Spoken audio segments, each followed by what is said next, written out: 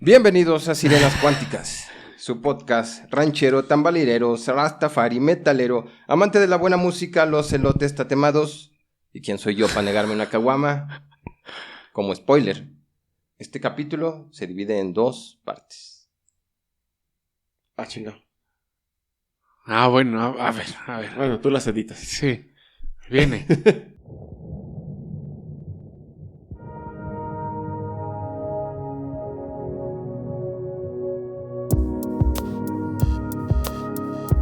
En un universo con terraplanistas y quesadillas sin queso, Sirenas Cuánticas es un podcast donde el arte, la ciencia y la historia confluyen con los hechos. Esperamos que este engendro les haga pasar un buen momento.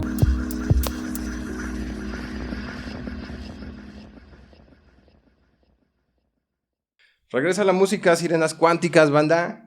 Y para esta colérica sinfonía de rebeldía y metal me acompaña el físico de la salsa con éxitos como Bailando como Hawking y Santa Olaya, ya levántame la toalla. El doctor Daniel Solís. Güey, ¿en qué momento agarra inspiración para estas cosas este güey? Ahorita, güey. Gracias. Gracias. Oli, bebé. Oli, güey. Y nuestro historiador de cumbia y guaguancó con éxitos como Las pompitas de Patroclo. Y ay, patrón, quien fuera su efestión. El señor Lalo. Güey, qué inventiva. ¿Qué onda, banda? Me está difamando este cabrón. 1991. Tengo que platicarles de 1991. Todavía no nacía. Hubo un eclipse. ¿Todavía no nacías? No. No seas mamón. No nací en el 91. Me siento güey. pedófilo. Güey, ¿cuándo te dejé caer la mazacuata por primera vez? Si eras mayor de edad. No, pues es que fue como con el batallón sagrado de Queronea. Me agarraron tiernito, banda. ¿Tú qué estabas haciendo en 1991? A ver, la tesis todavía no la presento. A chingar. No. Pues, iniciando la secundaria, me parece. ¿En el 91? Sí. Ay, no. Ay, no. ¿Yo? Sí, güey, pero en el antiguo Egipto, ¿qué pedo? Ya había secundaria. Yo era un bello efebo sumergiéndose en los conocimientos otorgados por la prestigiosa primaria Almagro. Mientras el mundo de la música contemplaba el nacimiento de Cypress Hill, la maldita vecindad cosechaba su disco más importante, El Circo, y don Vicente Fernández publicaba Palabra de Rey. ¿Los conocen todos? Sí. Eso, Sí, chingado. sí. Tú hablaste un poco de esto en lo de los cadáveres hace poco. El grunge, ya establecido como un movimiento importantísimo en la escena, con el segundo disco de Nirvana, Nevermind, y el nacimiento de Pearl Jam con Ten. Sí. No, Es feo, nada güey. que agregar, güey. No, yo estaba pensando en las cenizas de Kurt Cobain. Sí, yo también. Y en el peluchito. Y yo en el peluche rosa de Kurt Cobain. Tiene que ver ese capítulo. Sí, ¿qué capítulo es? No sé. Ay, sí dije el número del capítulo. No, pero ya sigue. El capítulo, no me acuerdo. El grunge hacía eco en la inconformidad y la apatía de la generación X, una juventud deprimida y ensimismada. Su contexto, los últimos resquicios de la Segunda Guerra Mundial con la caída del muro de Berlín y la reciente guerra del Golfo en ese momento. En México, el descontento social, la desigualdad y la pobreza se incubarían para el movimiento zapatista de liberación nacional. Sí. 1994. No, bueno, ese es el 94. Estamos en 91. Ahí Ajá. se está incubando todavía. Sí. La generación X basaba su protesta en una introspección de sentimientos, muy al estilo del romanticismo. Pero para todo romántico hay un Mishima, es decir, un cabrón que sí le entra a los putazos. Así surge, del enojo y el hartazgo, una furia contra el sistema, contra la globalización, la alineación, el racismo, un madrazo contra la brutalidad, la élite e ignorancia. 1991 también marcaba el nacimiento de Rage Against the Machine, el tema de hoy. Tim Comenfort, Zack de la Rocha, Brad Wilk, Tom Morello, esos son los integrantes de Rage Against the Machine. Zack de la Rocha tendría su primera banda, Inside Out, que era una de corte hardcore punk. Después de eso se interesaría por el freestyle. De esa búsqueda, cruzaría su camino con el de Tom Morello. Se dice que que fue un gran estudiante, Tom Morello, hasta graduarse de Ciencias Políticas en Harvard, y de ahí su rebeldía contra la clase política. ¿Cuál es la mejor forma para atacar al sistema? El arte, creo yo. Así que decide tocar guitarra. Tom también tenía una banda, Electric Sheep, donde también tocaba Adam Jones. ¿Quién es Adam Jones? No sé por qué les pregunto. Adam Jones, guitarrista de Tool, perros. Y él. Sí. Si nos dieran más capítulos, hablaríamos de Tool y el Fibonacci, güey, pero pues, ponen mamón. ¿Fibonacci? Y con esto lo dijo todo el güey. Por eso lo dije todo. Tú me entiendes. Pero la música aún no daba para comer. Así que Tom Morello se dedicó a la burocracia. Hasta que en un momento de su vida laboral se atendió a una señora que tenía una queja. Güey, es el equivalente de la señora que llegó conmigo a la papelería y me pidió una monografía de la monosíntesis, güey. Y ahí tronó este vato. Te encabronaste igual. Sí, claro. Sí. La diferencia es que tú no hiciste nada de tu vida. Me faltó fundar una banda, güey. Tienes un podcast exitoso, güey. Tom Morello atiende a esta señora por una queja de vecinos. Y entonces Tom le responde: no encuentro problema con sus vecinos, señora. Aquí lo único que pasa es que usted es una pinche racista de mierda. Después lo despiden y vuelve a hacer otra banda, ¿no? Tim Comenfort fue recomendado por Tom, quienes habían coincidido en otra banda. Brad Wilk era compa de Salk, y a partir de la música y de la escuela, donde le ayudaba a robar comida de la lonchería. Qué buen hobby. Sí. Entonces, llegamos a los primeros discos de la banda. 1991, con el homónimo Rage Against the Machine. El primer disco de la banda. De esos discos que son de a huevo en la colección de cualquiera que se precie melómano. Y hay que hacer un paréntesis sobre la portada, que es en sí misma una provocación. A ver, tiempo. ¿Melómano no es el que roba? No, ¿Cuál es no. el melómano? El melómano. Melodía. Es el amante si del... te gusta la música, ¿tienes que tener ese disco? Según yo. Nah. ¿No? Dice, yo no lo tengo Yo y a no. mí me gusta la música. Ergo, estás mal, mijo. Sí. Está bien. Es como que quien se aprecia la música como Tavo, le gusta la planta, ¿no? Ah, por cierto, a Tavo no le gusta la planta. No, a mí tampoco me gusta la planta. No eres Ah, melómano. sí. Sí. ¿Ergo? Si el criterio lo vamos a poner de nuestros huevos, pues ahí está. ¡No es de nuestros huevos, güey! Escuchaste Rage Against the Machine, ¿no? Lo escuché. Estudiaste. Lo escuché, tanto como estudiarlo, no. Estudiaste el primer disco, escuchaste el primer disco. ¿No? No. No. Yo puse Spotify y ahí. Sí, yo también Voló. puse Spotify y... Y déjense venir. Sí. Bueno. Ahí ya ustedes sabrán, muchachos. Pero creo que tanto Lalo como yo escuchamos una buena cantidad de canciones que son, se supone que las más representativas. Entonces, no puedes decir de que, ay, es que justamente no escucharon la buena. Nah. No, es que Víctor Mm. tiene un principio melomaniaco, digo, melómano, que el principio se puede simplificar diciendo que hay que escuchar el álbum completo. La música, para mí la música es un todo, güey. O sea, entendemos, creo que estamos de acuerdo donde decimos, la banda que hace música son artistas, en general, ¿no? O sea, los artistas, antaño, no sé cómo vayan con los discos de ahora, pero escogían la música a partir de, o sea, hay un desecho de canciones que no entraron a un disco por una razón. Hay una elección de portada. Hay una elección de arte en el disco. ¿Una elección? Y hay una elección por el disco también. O sea, todo el disco conlleva un cierto proceso creativo, artístico muy importante. Y cuando no lo tenemos, cuando escuchamos música, creo que sí se pierde cierto punto que quiere demostrar el artista. Bueno, pero para escuchar Time de Pink Floyd no necesitas aventarte todo de Dark Side of the Moon. No, pero es un disco conceptual. Bueno, En hay What unos donde hemos hablado de psicología y que hablamos ya de sobreinterpretación, donde a huevo le queremos volver grandioso algo donde no lo hay. Gracias por explicarlo perfectamente, Víctor. Puedes continuar. Gracias. Bueno, decía, para mí este disco debería estar en todos los estantes de discos de las personas que se precien metaleros. Dije metaleros, estoy separando. Sí, ahí sí. Ahí no respingas, ¿no, cabrón? No, pues es que yo no soy metalero, ¿no? Y hay que hacer, decía que hay que hacer un paréntesis sobre la portada, que en sí misma de este disco es una provocación. Es un eco, me parece, de la protesta de Tuish Quan Duc. Era un monje bonzo que se inmoló a partir para protestar por las persecuciones del presidente Ngo Dinh Diem, que era un presidente vietnamita. O sea, estaban persiguiendo a los budistas.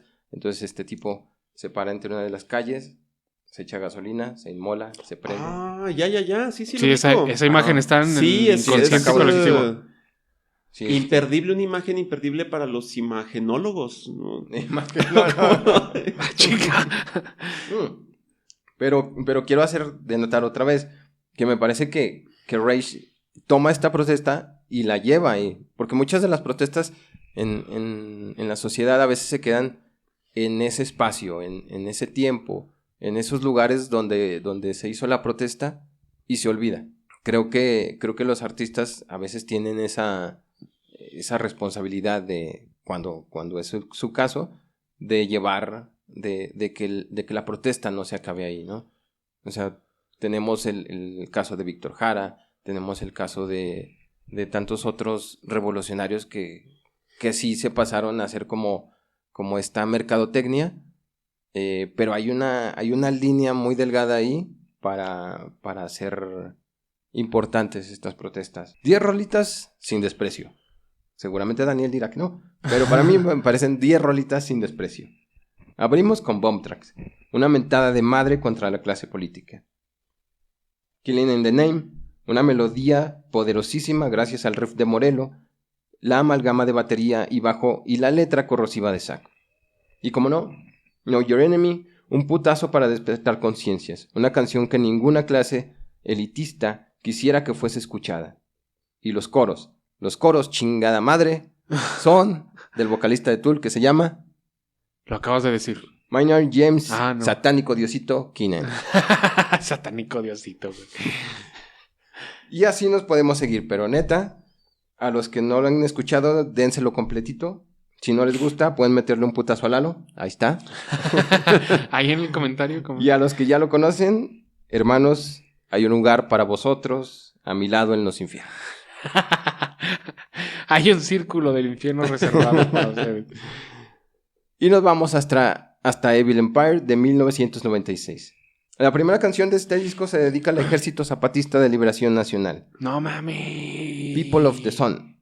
Y ya sé que dirán que como chinga con los riffs, pero lo que hace Tom Morello en esta canción es delicioso. Es inconfundible. Ya anteriormente, la banda se había inclinado por toda lucha social, con conciencia, pero es con el EZLN con quienes tomarían mayor afinidad, siendo el caso de que se dice que la banda estuvo en territorio zapatista para ver qué pedo, en qué podían ayudar. Los conciertos de Rage Against the... Datazo. No. Espera, al ratito lo menciono, al ratito menciono con lo de... Vale. ¿En qué he podido ayudar? Ajá, sí. Los conciertos de Rage abrían con un mensaje zapatista. Y qué mejor que después de un mensaje de rebeldía que entrarle los chingazos en el slam. Es decir, vemos a la banda cómo llevó el mensaje de los monjes perseguidos a las mansas y continuó la visibilidad de las protestas hasta Chiapas. Este segundo disco tiene, además de las ya mencionadas joyas, como Revolver, Don't Rodeo y Wind Below, que también versa sobre el EZLN. O sea, el arte no tiene la obligación de servir para algo, pero a veces puede ser usado para servir a una causa social. Pero tampoco tiene la obligación de ser eso. No. Es decisión de cada artista, ¿no? The Battle of Los Angeles, de 1999. Tal vez el disco más famoso de la banda. Testify, Guerrilla Radio. Famosísimo. Güey, es que hay que dejar el Spotify, güey. Hay que salir y buscar. El arte no nos va a buscar. Tenemos que buscarlo que nosotros. sí. Tú le dices a Spotify, ponme arte. Y él va a saber, aquí viene la canción. No. El otro día me encontré en YouTube una playlist que decía como... Playlist para estudiar como Isaac Newton en la época... En la época de la plaga en Londres. Sí, muy mamón. Sleep Now in the Fire, Rolo Nonon, que los llevó a cerrar estados por protestar enfrente de la bolsa de varones, junto con Michael Moore, al hacer el video. Y terminamos con el cuarto disco, solo 4 disquitos, Renegades, del 2000.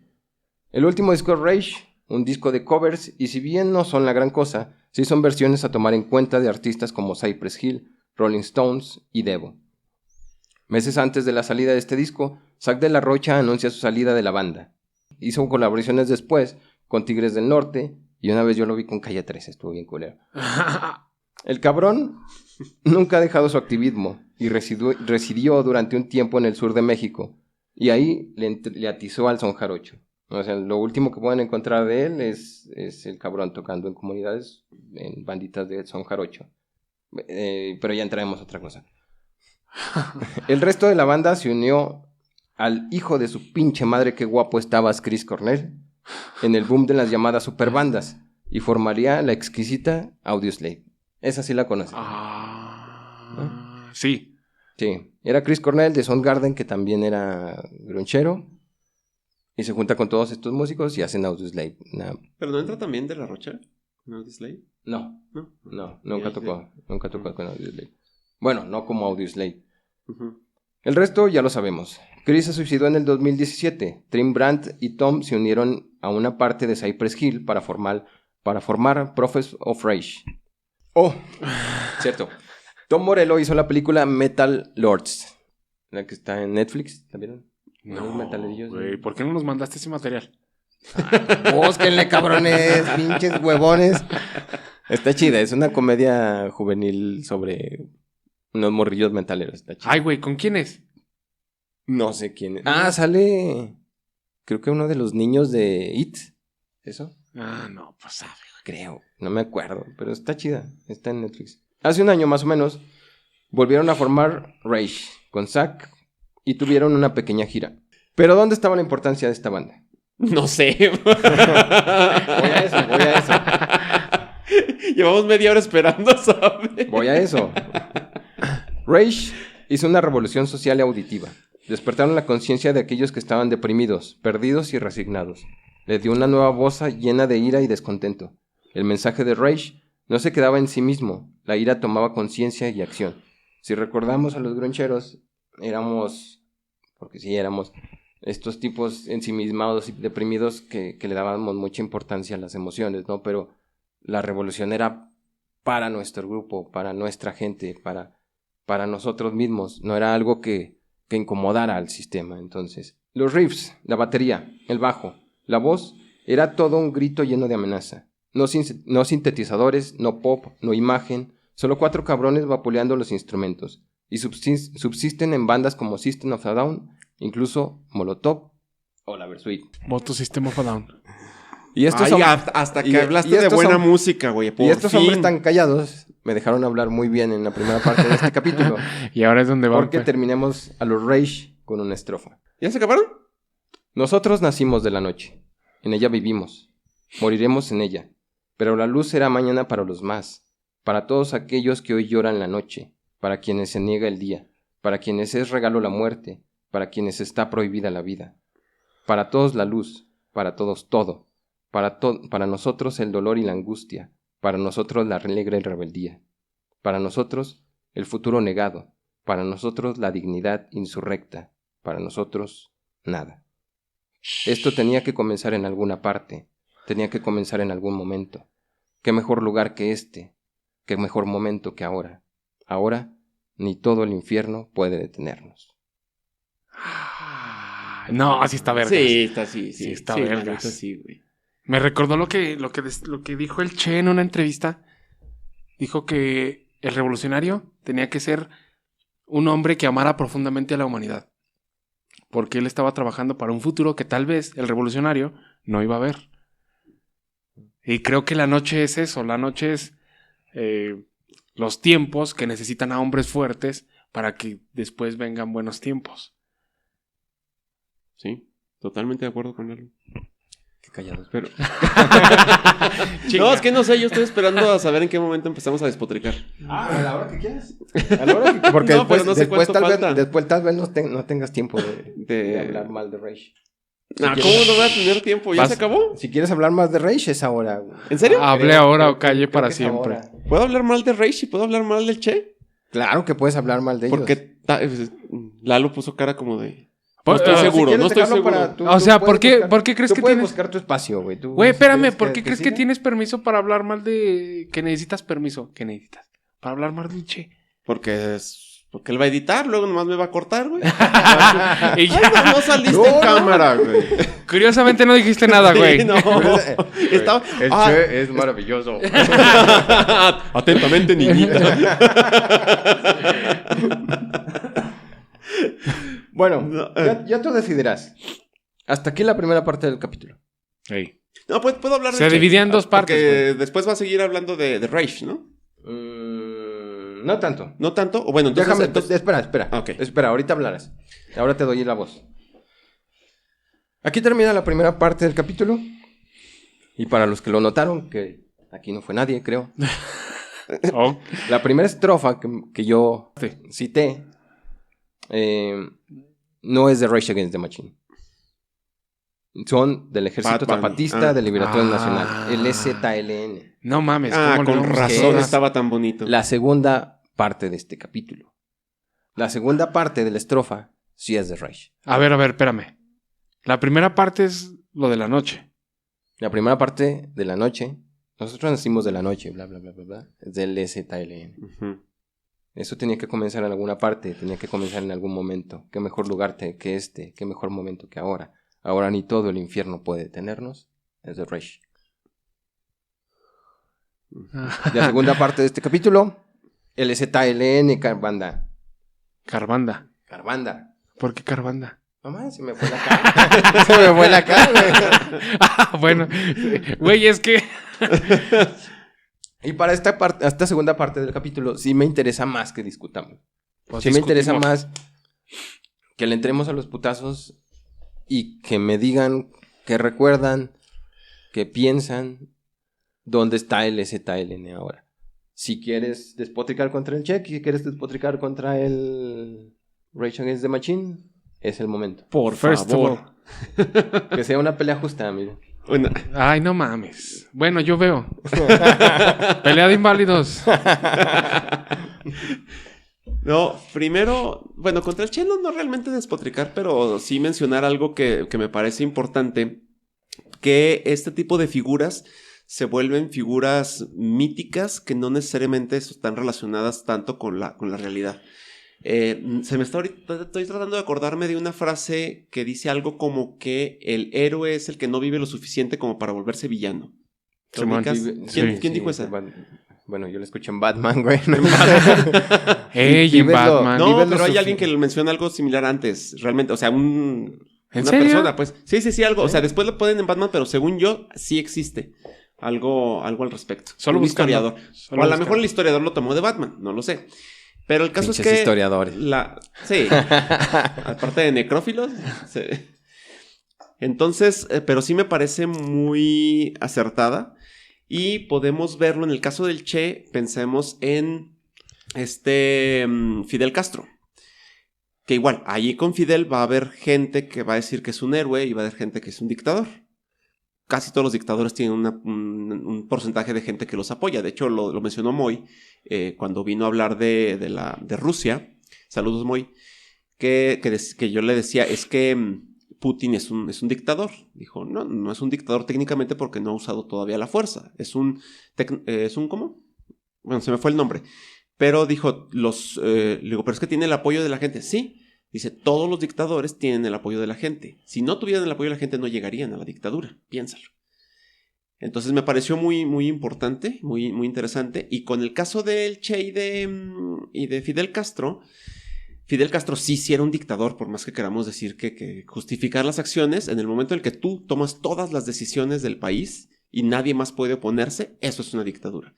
Y el Che era colaborador de Fidel. Lucharon juntos, los dos eran revolucionarios. De hecho, mucha gente no sabe que el Che trabajó con Fidel en el gobierno. El Che era parte del gobierno de Fidel Castro en Cuba. Pero cuando él asume, me parece que él asume la Secretaría del Campo y hace un cagadero, literalmente. O sea, creo que lo de la caña de azúcar lo desploma espantosamente, o sea, se vuelve un desmadre. Y luego el Che, como que la imagen que él estaba proyectando no era como que la del héroe que había estado forjando. Y le dice a Fidel, ¿sabes qué, güey? Nos vemos, cabrón. Y el Che se va y sigue en la guerrilla. Y Fidel se queda allí. Y la gran diferencia entre ellos dos es que Fidel sobrevive al Che. Muchísimo. En ese momento se consideraban iguales. Iguales, la misma percepción política, los mismos ideales, lo mismo todo. Entonces, ¿por qué uno es el gran héroe y el otro es el villano? Sí, pues uno se convirtió en un mártir de la causa. Vivió lo suficiente claramente para convertirse en un villano. Este podcast, creo yo, ya no cree en los héroes absolutos de la historia ni en los villanos absolutos de la historia. Entonces sí, claramente el Che Guevara era un ser humano, como todos nosotros, capaz de grandes cosas y también de grandes pecados, ¿no? De grandes mediocridades, como todos los demás, claro. Sí. Claro. Y en ese sentido, pues me parece que sí, o sea, todo con la justa perspectiva, pues Fidel también hizo cosas muy importantes, en el sentido de la revolución de esa época. Y no sabemos a dónde hubiera terminado el Che si hubiera sobrevivido. ¿Que era necesaria su figura? Pues claro. De hecho, también otra cosa que mucha gente no sabe es que el Che era muy mal estratega. Muy, muy malo. Realmente lo que tenía era muchísimo carisma. Entonces él jalaba a la gente, él era una idea, él era un ícono. Entonces, cuando lo matan, de hecho, fue un gravísimo error matarlo, porque lo que provocan es volverlo un mártir, como lo dijo ahorita Lalo. Si no lo hubieran matado, hubiera sido más fácil dominarlo sin matarlo que matándolo y mostrando su imagen de mártir. Lo hubieran dejado como a Fidel, ¿no? Eso ya es otra cosa. Mi primer punto era ese, el hecho de cómo visualizamos las cosas dependiendo en qué punto de la historia lo notemos. Si me voy a lo de Rage Against the Machine, ahorita ya entraremos a lo del ZLN, que ese también ya es otro tema.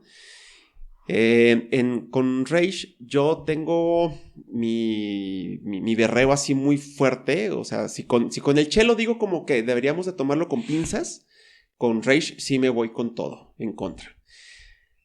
Sí, yo no soy fan de ese tipo de música, independientemente de que no sea fan por el ritmo, que se me hace muy repetitivo. Yo sé que Víctor dice, no, pero es que se escuchó un acorde en la 16ª nota diferente. Yo lo escucho y seguramente lo que yo escucho es lo que Víctor escucha cuando escucha reggaetón. Nunca escucho reggaetón. Bueno, si escucharas reggaetón, te parecería todo la misma madre. Sí. Y para mí, yo escucho y para mí, la verdad, si estuve escuchando, me aburrí como ostra. Me lo aguanté nada más por ti. Si no, yo no hubiera aguantado más. Qué declaración de amor tan... Sí, ¿cómo decirle que lo amo? Entonces, bien, me puse a buscar las letras. Bueno, más bien, sí, porque sinceramente, así como que directamente entenderles, no pude estar. Ese es un inglés muy... Sí. Muy barrio, no es tan fácil. Barrio bajero, sí. Barrio bajero. Entonces sí las tuve que estar leyendo. Y pues sí dije, muy revolucionarios y todos. Y entonces me puse a buscar lo inmediato que dije yo, bueno, y realmente son revolucionarios, realmente son por la causa, realmente son por el pueblo.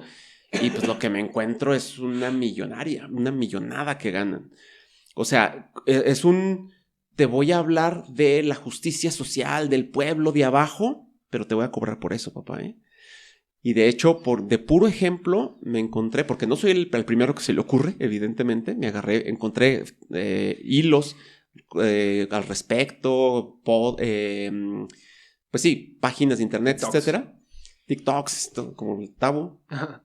Y, por ejemplo, un concierto, no hace mucho, no recuerdo qué año fue, en Canadá, y hacía las cuentas. Dice, es que lo promocionaron como que estamos ayudando a los indígenas de Canadá. Sí, lo que no mencionan es cuánto. Les voy a decir el dato, entre todas las asociaciones, no más por dar una, en todas las asociaciones de indígenas canadienses, $70,000. El cobro del estadio fueron $200 por persona. No es No cualquier me cosita. hagas hacer cuentas. Entonces, sí, de hecho, la persona que estaba demostrando esto, ustedes hagan solitos las cuentas. Yo hice las cuentas. ¿Cuánto creen que se llevaron en el concierto? ¿De qué hablas? ¿De porcentaje o de No, números de totales total, redondos? en total. Pues ¿cuántas personas caben en un estadio? No, te lo No estoy diciendo sé. más así en general. Es Bueno, que millones. yo soy muy pendejo con los números, güey. Mejor Ok, dímelo así. $4 millones. O sea, incluso si tú dices, es que le pagaron el estadio, pagaron el de este, ¿2 millones? Libres. Ajá. Porque se hayan llevado el 50%. ¿Sí? 2 millones libres. Lo que donaron a la causa con la que promocionaron el concierto, $70,000. ¿Cuánto es $70,000 de 2 millones?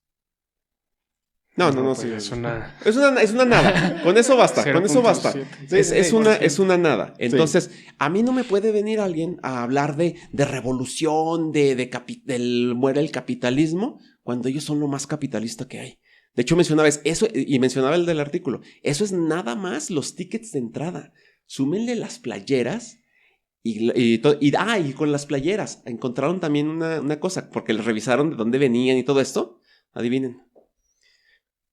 Hechas en Tailandia, en comunidades tailandesas, de estas, ¿cómo les llamaban? Tienen un nombre, pero son de estas donde pueden a trabajar a niños básicamente como esclavos. Uh-huh. De ahí venían esas playeras. Perdón, no voy a idolatrar a esa banda. O sea, puedes entrar a buscar en las mansiones en las que viven. No, esos no son revolucionarios para mí, perdón. Bueno, pero aquí no estamos confundiendo algo. Estamos confundiendo la obra con el artista, ¿no? No deberíamos hacer esa separación. Creo que es una salida muy fácil. No creo. O sea, Leonardo diría, el arte es eterno, el artista no. O sea, vita brevis ars longa. O sea, yo creo que lo importante es que criticar al capitalismo afuera del capitalismo es imposible. ¿Quién puede salirse del capitalismo? Excepto... Te lo voy a poner así de fácil. Si yo critico al capitalismo y cobro $2 millones, criticar al capitalismo de verdad sería esos $2 millones llevarlos a la gente necesitada. No mandarle $70,000 para hacer promoción. Porque es el equivalente a... ¿Quién fue? Coca-Cola, no me acuerdo quién. Gastando $4 millones para presumir que habían donado $150,000 con agua.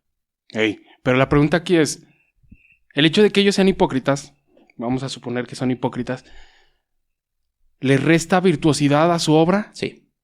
O sea, ¿es menos buena música? Bueno, ni siquiera es buena música, pero... A mí sí me gusta. Bueno, a ti sí te gusta. Entonces, para mí no es buena música. Ni siquiera la considero música.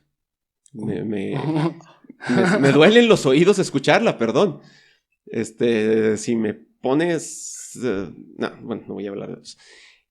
Pero sí me parece que sí le resta completamente, porque sí me parece que la hipocresía le resta completamente. O sea, voy a ser bien culero, pero al menos Bad Bunny no me está diciendo que él es un... O sea, no está presumiendo algo que no es. O sea, yo prefiero que alguien llegue y me diga las cosas como son, a que me quieran vender, o sea, porque están vendiendo con el hecho de decirte que son revolucionarios y que están al lado de la gente. No, yo no voy a aceptar eso, perdón, o sea... Bueno, yo cuando escuché el disco, yo no sabía nada de esto. Yo no sabía ni que eran ni que tenían afinidades zapatistas, no sabía que eran del bajos barrios, que defendían un anticapitalismo y no entendí la letra. Pero a mí me gustó la música. Yo disfruté la música. Yo me sentí bien escuchando la música. Ahora escucho que tenían afinidades con los zapatistas y sí es cierto, me emocioné. Me gustó eso.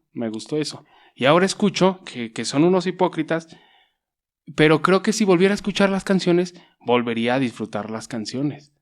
Yo creo en lo que Oscar Wilde dice en la introducción del retrato de Dorian Gray. Una cosa es el artista y otra cosa es el arte, que es que no debe moralizarse, que está más allá de la moral. Yo pensé que iba a decir una cosa es una cosa y otra cosa es otra cosa. Por ahí va. O sea que me dejan callado, se quedan callados la primera media hora y después me dejan callado la siguiente media hora. No, es que ya es un tema que tiene que ver con el arte, ¿no? Vamos, con las totalmente. intenciones. ¿Y quién sabe si nos dé ya para el capítulo del zapatismo? Porque esta parece ser una quiere ir discusión porque ya va a llorar. muy extensa. Uh-huh. Y totalmente, de acuerdo, está bien. ¿No te gusta la música? Está bien. Pero entonces yo sí estoy con lo que dice Lalo. O sea, el arte no tiene por qué ser moral.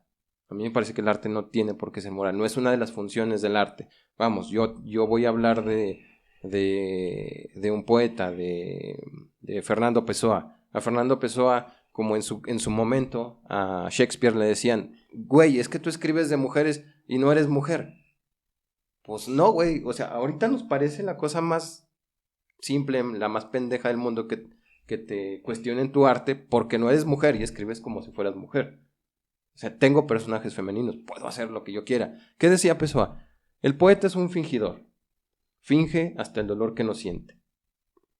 Y eso no me importa a mí. O sea, a mí por lo menos no me importa cómo vivió Pessoa. No me importa si Dorian Gray, si Oscar Wilde era buen samaritano, si le daba a mí me importa que el cabrón me dé buenas obras, ¿no? Ya cuando se pasan de lanza, cuando ya estamos hablando de casos totalmente extremos, como Hitler, que Hitler tiene sus pinturas, pero no. Ahí sí me parece que no voy a comprar una pintura de Hitler. Sí, que sí. El punto es, ¿con qué fundamentos desde este punto, desde un cuartito en un municipio de Zacatecas, tenemos los pelos de la burra para decir, ese artista, dejemos a Rage, dejemos a Bad Bunny, ¿con qué pelos de la burra digo? Ese artista es lo más bueno del mundo. Escuchémoslo. No tiene nada que ver, güey. Yo conozco a las personas, o sea, a mí me parece que ustedes son dos grandes tipos. Dos tipos maravillosos, dos de mis mejores amigos. Y eso, lamentablemente, pues a mí sí me lo lamentablemente parece. Demuestra lo que tengo de otros amigos. No, lamentablemente a lo que voy es, yo creo que son tipos muy virtuosos. Ustedes son tipos muy virtuosos. Me gustaría que tuvieran un lugar en el infierno. Más chingón a mi lado en el infierno, güey. O sea, si a mí me gusta la historia, Lalo lo sabe, es por él. Si a mí me gusta la física, lo poquito que sé de física, es por ti. Y se los agradezco un chingo. Pero si bajo esos parámetros, en este mundo, ustedes deberían de ser más vergas que Stephen Hawking. Y no lo son, güey. O sea, no tiene nada que ver la obra. Mira, yo me puedo mover, güey. Con la moral. Ya soy más y estoy vivo. Soy más chingón que jugando fútbol. No te creas, Joaquín. No tiene nada que ver eso. O sea, no podemos jugar con esos parámetros. Es muy cabrón, no los conocemos. Vamos, supongamos que son los tipos más mierdas del mundo. Yo te lo preguntaba en el capítulo de Van Gogh. El artista no debe de cobrar. Tú escribes, güey. No, y a todos nos gustaría dedicarnos al arte y decir, no mames, estoy pagando de esto, estoy viviendo de esto. O sea, todos cobramos, güey. Todos tenemos que cobrar. Vamos, estás hablando de cifras exorbitantes, muy cabrones. Entonces, el güey que tiene dinero, te lo pregunté en esa ocasión, el güey que tiene dinero no puede hablar de humildad. El güey que tiene dinero, me parece que es un punto muy maniqueo, desde el punto de decir, desde el punto de decir, el pobre es bueno porque es pobre y el malo es malo porque es rico. No me pongas palabras en mi boca. Ponme otras cosas, pero no pongas palabras en mi boca. Dale. No, es que bueno, ya un montón de cosas que iba a rebatir, pero ya se me olvidaron algunas. Pero de entrada esto no es lo mismo. Yo no estoy diciendo que el rico sea malo. ¿Cómo? El rico sea rico. Ser rico y el pobre es bueno. De hecho, es una de las frases que más me cagan. Uh-huh. Porque no tiene nada que ver y no es lo que yo dije. Por cierto, es de No te desvíes, Bueno, la cuestión es que bueno, voy a tratar de irme un poquito más en orden de todo lo que dijiste. Mencionaste, por ejemplo, Los méritos. ¿Eh? Mencioné los méritos. O sea, ustedes son unas personas chingonas, merecerían estar en un lugar No, mejor. pero yo no hablé de méritos hace rato, yo hablé de hipocresía. Y a mí Dale. me parece que la hipocresía sí tiene que ver, porque de hecho, una de las cosas que dijiste es que hay casos en los que ya no. Por ejemplo, Hitler, no. ¿Quiénes somos para decir dónde está la línea de este güey sí y este güey no? No, Es que yo estoy poniendo el parámetro para mí. Sí, pero es más o menos... El parámetro o sea, para mí es si causas un mío. genocidio... No, pero sigue siendo, ¿dónde está la línea? Te fuiste ya al extremo. O sea, está claro. Pero ok, ¿dónde está la ok, línea para ¿dónde decir, está? tú sí, güey, tú no? Porque es nos que estamos volviendo Dios. No es punto una es que- línea, supongo que es algo más difuso. El punto es que O yo no sea- estoy debatiendo que te guste a huevo Rage Against the Machine. Puede no gustarte y está bien. Evidentemente estás en el error, pero... Voy a retomar eso. Estoy bromeando, güey.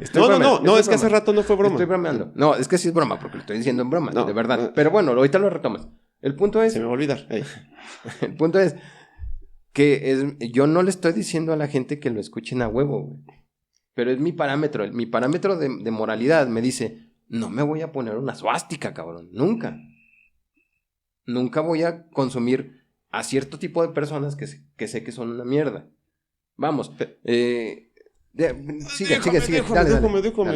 Es que hace rato precisamente tú dijiste que la moralidad no tenía cabida aquí, pero tú fuiste el que trajo la moralidad aquí. Lo que tú nos presentaste aquí fue una moralidad de Rage Against the Machine. Uh-huh. No estuviste hablando realmente de su música, estuviste hablando de su trasfondo, de su relación con los pobres, de su relación con los zapatistas. Uh-huh. Tú trajiste la moralidad. Uh-huh. Y después, cuando yo la menciono, dices, no, aquí no tiene cabida.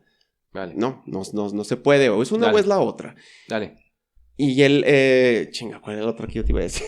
Dale, pues tengo que rebatir Es eso, que- porque yo en ningún momento dije Rage Against the Machine es chingón porque son pobres. Pero lo estás poniendo en todo tu texto, por eso estamos discutiendo eso.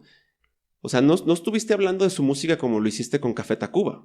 Yo lo que estuve leyendo, ya los que nos estén escuchando, no para no extendernos demasiado, verán o no verán si no estuvo presentando a Rage Against the Machine como una banda moral. Como es un capítulo moralino, básicamente. Uh-huh. Y que a mí es la parte donde yo dije, no, perdón. Y así como voy a decir, yo tampoco me voy a poner una svástica, porque Hitler también, si tú lees Mi Lucha, él está representando como que esto es por el bien de la humanidad. Uh-huh. Tiene una justificación. Yo no voy a ponerme con ellos por esta justificación tampoco. También mencionabas por ahí algo de que no, de respecto a si es buena música o no, y que no somos, ahora sí que hay que respetar todo eso, pero tú llegaste diciendo que todo aquel que se precie como un amante de la música o como un estudioso de la música tiene que tener ese disco. Tú mismo estás trayendo el que esa es buena música, entonces ahí hay una contradicción. Vale. ¿Entras? Yo solo quisiera mencionar un ejemplo. Séneca. ¿Saben quién es Séneca? Sí. Es uno de los mayores... Se fue Tavo, güey, ya. Es uno de los Saludos, mayores Tavo. representantes del estoicismo en el siglo I después de Cristo. Uh-huh. A Séneca le decían, a ver, cabrón, es que tú tienes muchos escritos sobre el estoicismo, sobre las virtudes del estoicismo, pero tú tienes una mansión, tienes esclavos, tienes riquezas, eres el ayudante del emperador, estás siendo un hipócrita. Yo lo que digo, independientemente de la respuesta que dio Séneca, que me parece muy buena, porque él dijo que él era el dueño de sus pertenencias y no el esclavo de sus pertenencias. Aún así, si tú lees la obra de Séneca, sigue siendo igual de valiosa, a pesar de que él era que tenía una mansión, era el ayudante del emperador y todo esto. O sea, la obra sigue siendo uno de los principales pilares del estoicismo. Y creo que se puede establecer un paralelismo, ¿no? Ok. No, perdón, o sea, Vale, respeto la sí. posición. Yo no, Totalmente. si presentara, si me hubieran presentado a lo mejor a Rage, bueno, o más bien las ideas de Rage, sin presentármelo como aquellos que se fueron al campo a tocar un guapango y a levantar la voz de los zapatistas. Pudiera hablar de lo de Séneca como esta es la idea, pero si me lo llegan a presentar como esto, es como si tú me llegaras y me presentaras a Séneca en el campo recogiendo frijol junto a sus esclavos. Bueno, no, sería muy mamón. Junto a la gente de ahí también te diría, no mames. Vale, voy con los juicios de valor. Todo mundo tenemos juicios de valor. Todos. Todos tenemos prejuicios. Todos. Nadie te puede hablar sin prejuicios. Mi vida me marca prejuicios. Mi vida me marca juicios de valor. El punto es que nadie deja de hacer eso. Y a mí me parece... valga decir, güey, somos compas. No tengo que decir con todo respeto, señor Solís. Me parecen argumentos... de niño de primaria. De patadas de ahogado, güey. Chinga. De patadas... a lo mejor estoy equivocando las palabras. Vamos. Podemos equivocarnos en las palabras y son discusiones que tuvimos tenido. Cuando yo llego y digo, todo mundo que se precie melómano debe de tener este disco. Evidentemente es un gancho de podcast, güey. Que llegamos y decimos, bienvenidos a Sirenas Cuánticas. Somos 4, güey. Bienvenidos a su podcast favorito. No, güey, no es el podcast favorito. Tenemos esos juicios de valor, tenemos esos juicios gancho para hacer más vistoso, para adornar el discurso. Esto simplemente es un adorno de discurso. Evidentemente, si quiero hacer un texto un poco más cientificista, sí tengo que decir, Rage Against the Machine nació en 1991, bajo los parámetros de Epic Records, bla, bla, bla, bla, bla, bla, bla. Pero no estamos jugando ese juego. Estamos jugando el juego de que yo le estoy hablando a un público ficticio, a un público que creo que es un público que tiene afinidad hacia mí. Evidentemente, estos son juicios de valor. Evidentemente, pueden ser desechados en cualquier momento. Totalmente. No significa que... es que como Víctor dijo que debe estar ese disco en todas las estanterías de discos. No, esas son mamadas, evidentemente. Esto es... Otra vez, el gancho, el adorno del discurso. No, creo que nadie habla a partir de esa rectitud, de ese lenguaje pulcro. No voy a estar de acuerdo. No, creo que estás justificando, o sea, cuando doy mi rebate, buscaste la justificación. Pues creo que sí. pero es una justificación a posteriori, no. Una eternidad más tarde. Entonces, parte de este capítulo, parte de hablar de esta banda, tenía el pretexto de hablar de algo un poco más profundo, de hablar de saber qué piensan del EZLN. ¿Y por qué lo digo? Porque me parece que fue un movimiento, fue un movimiento que tuvo mucho auge, que tuvo mucho prestigio en su momento, en los 90s. Todo el mundo nos sentíamos zapatistas. Y ahora el zapatismo está en nichos muy específicos. Ya no está en boga como lo estuvo hace algunos años. Pero voy. En el 1 de enero de 1994 se levanta el movimiento buscando igualdad de derechos hacia el pueblo indígena. ¿Qué pasaba aquí?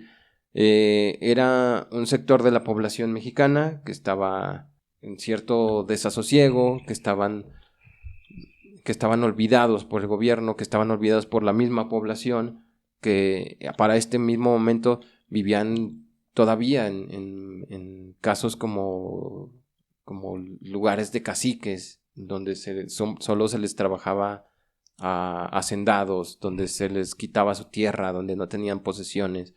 Es decir, como antes de la independencia. Vivían en México. En México como desde la conquista. Pero ¿por qué en este momento? Porque en 1994, el 1 de enero, entra el Tratado de Libre Comercio. Esa cosa maravillosa que nos iba a hacer primer mundo. Y no pasó. Spoiler. Spoiler, no. No pasó. No pasó. 12 días de enfrentamiento después del levantamiento. Lo que dio de 100, en algunos casos se habla de 100 a 500 muertos.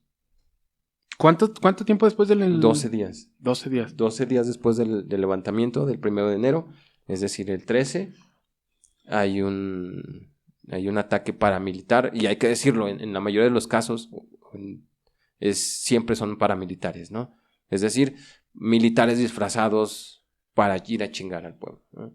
Porque el gobierno va a decir, no fui yo, es un ataque horrible, la violencia no está permitida en el pueblo mexicano, cosas que dijo de Zedillo, que dijo Salinas de Gortari en su momento, para lavarse las manos. Uh-huh. Porque siempre fueron paramilitares, según ellos. A finales del 94 se extiende el EZLN a 38 municipios de Chiapas. En el 95 hubo diálogos, específicamente hasta febrero del 96 hubo una mesa como tal de diálogo, porque los demás eran informales. ¿Y esa mesa sí tenía un buen mantel? El mantel me costó 10 pesos, güey, están bien chingones de Día de Muertos. En el 96, la comandanta Ramona hace un diálogo en la Ciudad de México, pero no fue fructífero, aunque se firmó la paz. Es decir, voy a puntos muy específicos del zapatismo. El 8 de septiembre del 97, hay una marcha zapatista de 1,111 hombres y mujeres que recorrerían una gran parte del territorio. ¿Cómo? Buscando apoyo, buscando abrir conciencias, buscando levantar ese grito de revolución que muchos estaban atendiendo, ¿no? ¿Y qué pasó con ellos? No pasó nada. La gente en esos momentos sí estaba emocionada por este cambio, estaba... todo el mundo se sentía rebelde, todo el mundo se sentía zapatista. Había discos, ¿no? Yo me acuerdo de un disco muy bonito que se llama Por las venas de Chiapas, algo así. Todas las bandas de rock mexicanas tenían una canción sobre ellos, todas las bandas de rock tenían un discurso sobre ellos en sus conciertos. ¿Y qué pasó? ¿Qué pasó después de eso? No pasó nada. El hartazgo seguía allá, las violencias seguían existiendo en esos lugares, hasta que en el 97 también fueron asesinados 45 habitantes de Chiapas, la matanza de Aguas Blancas. ¿Pero qué querían estos zapatistas? Y para esto voy a leer un fragmento grande de la carta del subcomandante insurgente Marcos y el EZLN al general Emiliano Zapata, ¿no? Esta se le escriben a Zapata. 10 de abril de 1997. Al general Emiliano Zapata, jefe máximo del Ejército Zapatista de Liberación Nacional, allá donde vive de por sí. Mi general, con la novedad de que aquí seguimos, don Emiliano, aquí estamos. Ya sabe usted que le escribo a nombre de todos los hombres, mujeres, niños y ancianos de su Ejército Zapatista de Liberación Nacional. Aunque aquí estamos, mi general, aquí seguimos. Aquí estamos porque estos gobiernos siguen sin memoria para los indígenas y porque los ricos hacendados, con otros nombres, siguen despojándonos de la tierra a los campesinos, como cuando usted llamó a luchar por la tierra y la libertad. Hoy las tierras mexicanas se entregan a los ricos extranjeros, como entonces pasó. Ahora los gobiernos hacen leyes para legitimar el robo de tierras, como entonces. Los que se niegan a aceptar las injusticias son perseguidos, encarcelados, muertos. Pero como entonces, mi general, hay hombres y mujeres cabales que no se están callados y se luchan para no dejarse, se organizan para exigir tierra y libertad. Por eso le escribo a usted, don Emiliano, para que sepa usted que aquí estamos, aquí seguimos. Hay ahora leyes que atacan a la propiedad comunal y el ejido, que favorecen el acaparamiento de tierras, que permiten la venta de nuestras riquezas a los dineros del extranjero. Y estas leyes fueron hechas por los malos gobiernos mexicanos, neoliberales les llamamos nosotros, que manejan este país, el suyo y el nuestro, mi general, como si fuera una hacienda en decadencia, una gran finca que hay que poner en venta con toda la peonada, o sea, los mexicanos. Y nosotros no pudimos vivir ni morir con esa vergüenza, y entonces nos recordamos de la palabra dignidad, y nos recordamos de vivirla y de morirla, y dale que nos alzamos en armas, y que le decimos a todos que ya basta, que hasta aquí no más, que ya no, que exigimos techo, tierra, trabajo, pan, salud, educación, independencia, democracia, libertad y paz, y que decimos que todo va en la democracia, la libertad y la justicia, y que para todos todo, y que para nosotros nada, y muchos oídos y corazones nos escucharon. Los gobiernos han querido engañarnos, hablan y nada que se cumple, como no sean las matanzas de campesinos, firman y firman papeles y nada que se haga realidad, como no sean los desalojos y persecuciones de indígenas, y también nos han traicionado, pero resulta que nosotros no nos dejamos matar, como que aprendimos. Total, no lo aburro, mi general, ¿para qué si son las cosas que usted ya sabe? Porque de por sí usted es nosotros, y ya ve, siguen los campesinos sin tierra, siguen los indígenas olvidados, siguen los malos gobiernos, siguen los ricos engordando, y, eso sí, siguen las rebeliones campesinas. Ahora andan los gobiernos diciendo que hay guerra por donde la ley dice que no hay guerra, pero sí hay, mi general. Por eso somos ejército de usted, porque antes de la guerra era nomás de allá para acá, y ahora será también de acá para allá.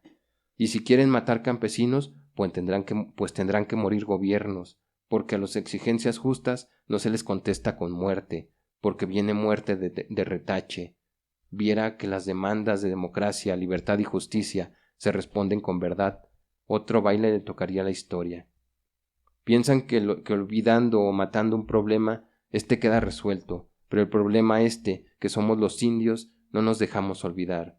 Tenemos que luchar para tener un lugar en este país y en su historia, la de veras. Tenemos que hacernos ver, que nos vean, que nos tomen en cuenta, y eso solo puede ser con justicia. Y por último, nomás le cuento, don Emiliano, para que se ría usted un rato, que estos malos gobiernos que tenemos todavía se están creyendo que pudieron asesinarlo a usted en esa tarde de 1919. No saben que usted no se murió, que simplemente usted se hizo nosotros, y que así se fue escondiendo y apareciendo en nosotros y en todos los campesinos sin tierra, en todos los indígenas olvidados. Ya ve usted, mi general, qué desmemorizados salen estos gobiernos. Olvidan lo más importante, lo que usted y nosotros sabemos bien, don Emiliano, es decir, que Zapata vive, que la lucha sigue. Eso en la época del PRI. Eso cuando ya el PRI estaba en plena decadencia. Y lo curioso... Estaba entrando, ¿no? No, ya había entrado, ¿no? O sea, desde Gortari, cuando se dicen, ¿saben qué? Somos neoliberales. Cuando el estaba entrando en la decadencia del PRI, digo. Cuando estaba entrando, sí. O sea, llega un momento en el que el presidente deja de ser, ¿cómo lo llamó Krause? El presidente imperial. Es el que... llega un momento en el que dice, ¿saben qué? No solo puedo ser presidente, no puedo ser también el jefe del partido. Yo me voy a dedicar a ser presidente. Y ahí es donde empieza la presidencia imperial a caer. Pero no creo que... Eso en esta época, No creo que... A lo mejor no con la misma fuerza, pero la decadencia empezaría antes, cuando técnicamente el que gana es Cárdenas, y que se cae el sistema. Sí, fue con Gortari, ¿no? Sí, fue con Gortari. Fue desde las elecciones de Gortari, me refiero. No es durante el periodo de Gortari. Me parece que inicia con el anterior, ¿no? Cuando empiezas a verse una ligera decadencia. Sí, puede ser. Porque por eso gana Cárdenas, realmente. Puede ser esa decadencia, pero el punto aquí es que cambia, güey. Si hubiera ganado Cárdenas, ¿cambiaría algo? No creo. No creo. Creo que lo que estaba mal era el sistema. Sí. O sea, no quiero decir mucho de política, pero tal parece que se quisiera resucitar cierto aparato político que cierto partido del siglo pasado utilizó para dominar durante 70 años el ámbito político de México. No, estoy hablando del país de los cocos, ese donde sale. Bien, entonces, Cantinflas. Gracias por Sirenas Cuánticas, fue un placer, ya se acabó el... Entonces, el PRI estableció un modelo.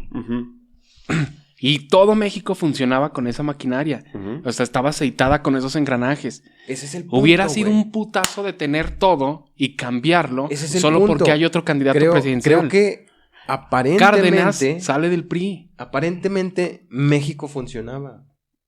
Y estos cabrones vienen y nos dicen, no mames, güey. O sea, está funcionando en tu sistema. Está funcionando en tu capital. Está funcionando en tu pinche ensoñación. Pero nosotros nos están chingando. Claro.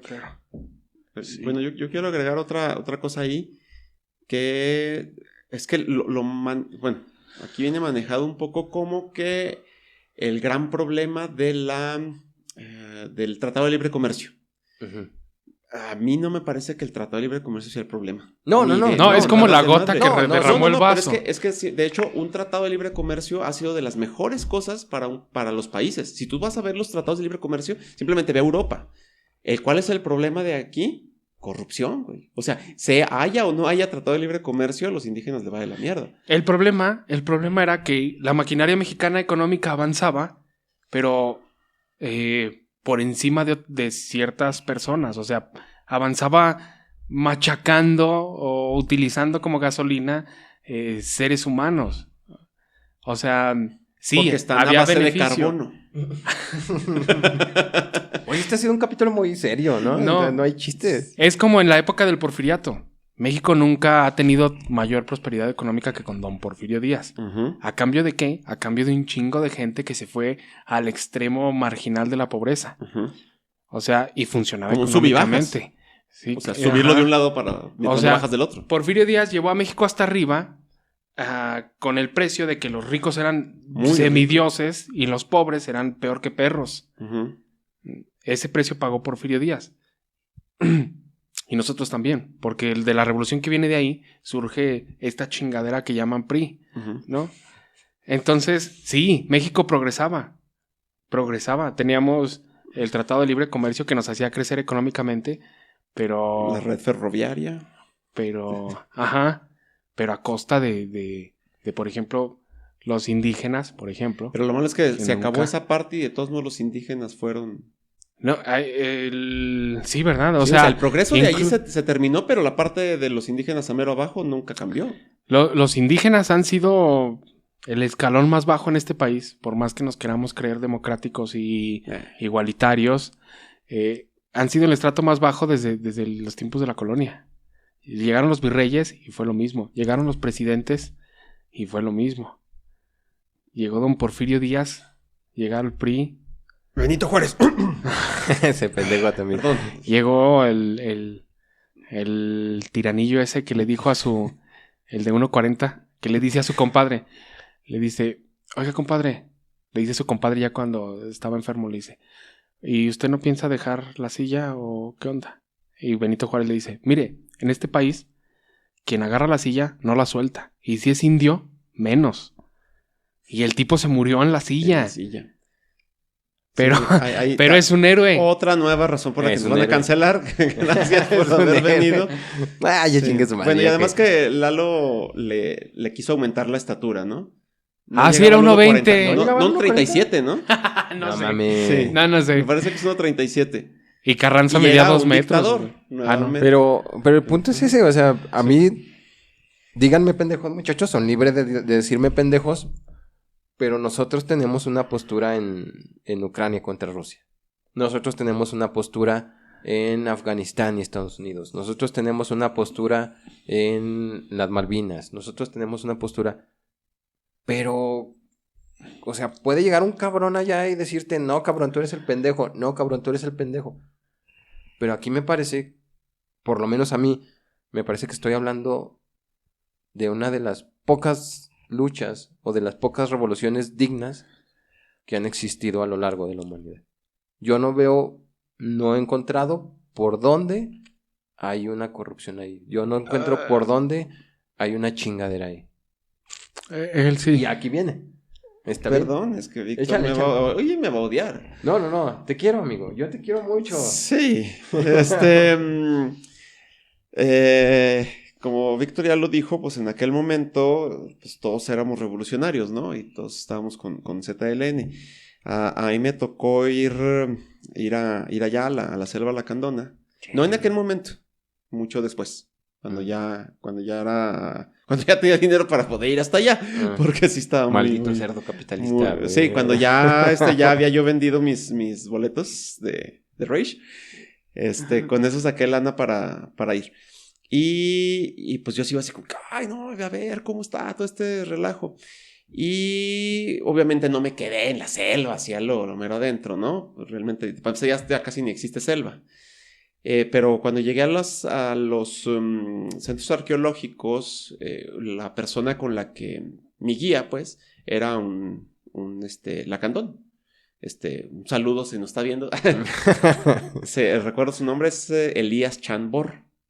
Y él, pues, era muy amable, estuvo enseñando, platicando de todo esto. Después su esposa, como estuvimos platicando mucho, me dijo, no, sí, si quieres, de hecho, un tour hacia dentro de la selva. Habló con mi esposa y me llevó a su casa, y de ahí la esposa y uno de sus hijos nos metieron hacia la selva. Y muy amables las personas. Me estuvieron enseñando cómo se pronunciaba el idioma y cómo se usaban las medicinas de los árboles. Todo muy, muy padre todo eso.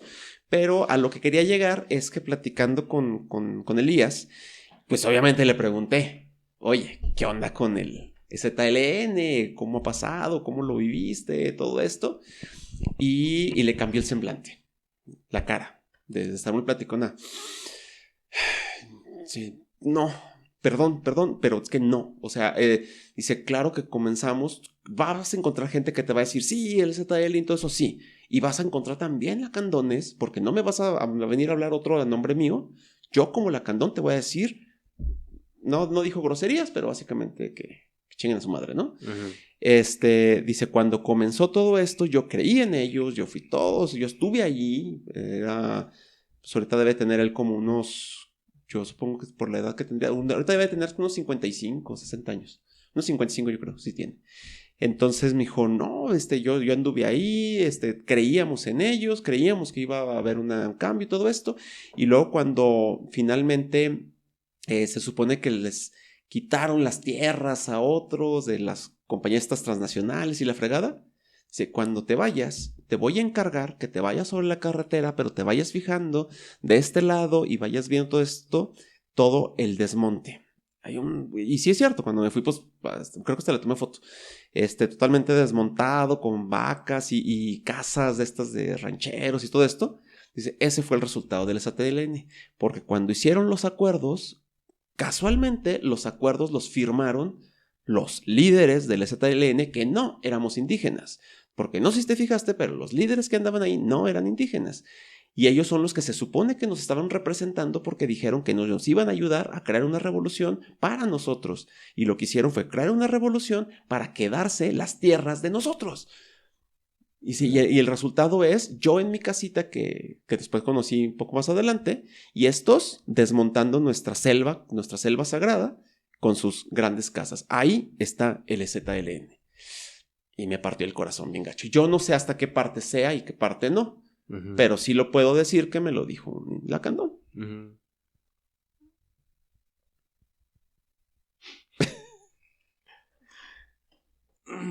Chin. ¿Qué? No, pues qué. Es difícil, güey. Y ojalá difícil. alguien nos pudiera componer comentarios de que sepa algo más, porque yo no me estoy dando una versión, ¿no? De que sepa algo más. Sí, totalmente. O sea, nosotros estamos hablando desde este pueblo ranchero, y en el buen sentido de la palabra ranchero, sin saber, simplemente de lo que conocemos o de lo que yo estoy preparando a partir de los comunicados de las escuelitas zapatistas, de las comunas, de los caracoles, de lo que se puede escuchar aquí en el Rincón Zapatista de Zacatecas. Y obviamente sí, muchas personas pueden tomar esto a llevarlo a sus propios beneficios, ¿no? No lo dudo, o sea, sí. No lo dudo. Eso es inevitable. Sí. Yo creo que la realidad debe ser algo así como más intermedio, ¿no? O sea, que en cualquier movimiento, seguramente, incluso en zapatistas, va a haber gente que se va a aprovechar de los demás. Seguramente es lo que le pasó a Elías, no sé. Acá, o sea, no tengo cómo dudar del señor Elías, pero otra vez, o sea, ¿cómo sabemos que son o no son indígenas si traemos capucha? O sea, está bien cabrón. O sea, ¿cómo decimos que Marcos, que Ramona, que no son indígenas si realmente no los vemos, ¿no? El mismo caso de Banksy del que hablábamos hace algunos capítulos. Uh-huh. No lo sé, me parece un tanto conflictivo, pero creo que parte de las revoluciones, de las luchas, es dejar como esta semillita de esperanza. Y yo creo todavía en esta semillita de esperanza que ya está muy vapuleada, donde hablo con amigos que en su momento fueron acérrimos zapatistas y ahora se burlan del movimiento. ¿Ah, sí? Yo todavía creo en esto, ¿no? Porque no vamos a hablar de política, pero el pedo es cuando te roban la esperanza. El pedo es cuando te roban la Pero esperanza. tenemos la esperanza de México. No quería hablar tanto, güey. Pero ese es el pedo, o sea, si no tenemos esperanza valimos madre. Ya- Si no tenemos la idea de que no estamos solos en la lucha, de que estamos solos en la lucha, pues, ¿para qué chingados luchamos? Y creo que, por lo menos por lo que yo entiendo en el zapatismo, me gusta lo que en pantallas, me gusta lo que a voces, que también son voces que llegan a ser hasta susurros, se está escuchando. Gente que en su momento te dijo, güey, así está el pedo, me están chingando. Y esto es bien fuerte, güey. Yo una vez me encontré una señora que decía, es que yo estoy marchando no porque me regresen a mi hija, no, eso ya no es posible. Lucho porque no les pase a ustedes. Porque está bien cabrón. ¿Qué pasa con los zapatistas? Me parece que los zapatistas llegan a un punto donde dicen, güeyes, vamos a juntarnos, vamos a cambiar esto, vamos haciendo un México para todos, para todas. Que ahí hay un paréntesis bien cabrón, o sea, hace no sé cuántos años del 91, incluso antes, ahí sí había inclusión, ahí sí había comandante, comandanta, ellos, mujeres, niños, ancianos, todos. O sea, ahí sí estamos hablando de una inclusión chingona. Y no de una inclusión de pantalla, de Marvel. De Facebook, ¿no? Entonces, ¿qué veo yo cuando el zapatismo encuentra esta apatía, cuando este movimiento se desgasta a partir de los medios de comunicación masivos, donde ya no sirve para hacer una cosa de turismo, pues se olvida. Y los mismos intelectuales que apoyaron al movimiento en su momento se olvidan y se burlan de ellos. Por eso me interesaba saber qué piensan ustedes ahora del movimiento, porque no es el mismo ahora que antes. Y claro que puede estar manoseado y claro que puede ser pues maniqueo en muchos sentidos, pero yo todavía tengo esa esperanza. Ojalá y... Es que no podemos ser utópicos, ¿no? O sea, por supuesto que va a haber cosas, ¿no? Va a haber problemas, ¿no? Todo va a ser perfecto. Pero sí lo que a mí me gusta del zapatismo es que representa una alternativa. Porque luego creemos que si no eres capitalista, que si no sientes afinidad por la ideología capitalista, eres comunista de entrada. Ya eres un comunista.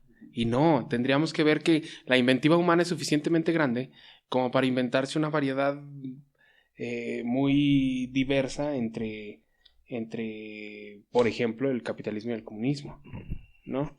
Y me parece que el zapatismo es una opción, o por lo menos han implementado una economía alternativa. Pues sí, que se ha visto como vertientes, digamos, no directamente a lo mejor ligadas al zapatismo, pero sí como consecuencias indirectas. Estos pueblos, recuerdo, por ejemplo, en Veracruz, que tenían su propia moneda, que era una moneda local. Cherán también pasó en Cherán. En Cherán, cierto.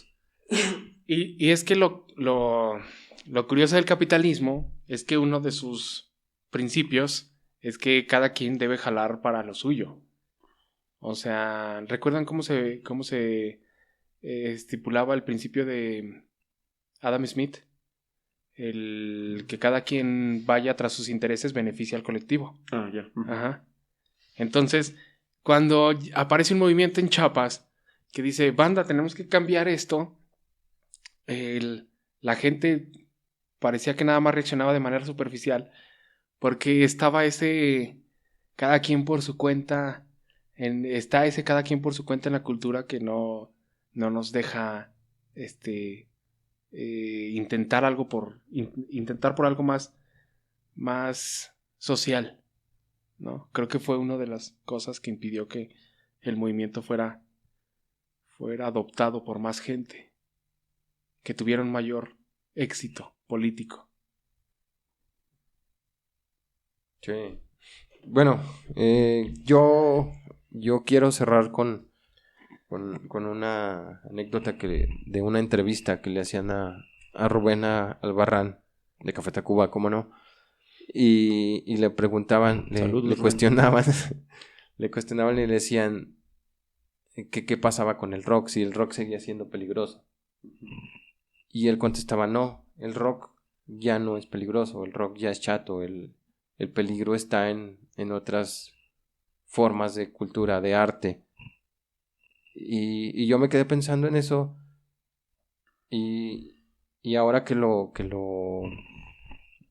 medito, creo que la respuesta sería esa, ¿no? No importa si se llama salsa, si se llama tango, si se llama rock, si se llama metal, si se llaman rancheras. El punto con esto es que para él, que para este personaje, que para Rubén, su música ya no es peligrosa. Pero eso no significa que el rock no esté haciendo cosas peligrosas. Esto no significa que el tango no esté pensando en cómo sacar del tedio, cómo sacar de la tristeza a sus paisanos. No significa que la trova no esté intentando darle un aliento a aquellos que tienen desesperanza. El punto es, tal vez nosotros ya no vemos la revolución del zapatismo como peligrosa, pero no significa que nosotros estemos viendo todas las revoluciones y que estemos viendo todos los ángulos del zapatismo. Un capítulo muy raro, muchachos. Despídanse. Tú despides. Despídanse. Nos vemos, gente. Hasta la próxima. Chao, chao. Adiós, bandita. Que los dioses del rock estén siempre con ustedes.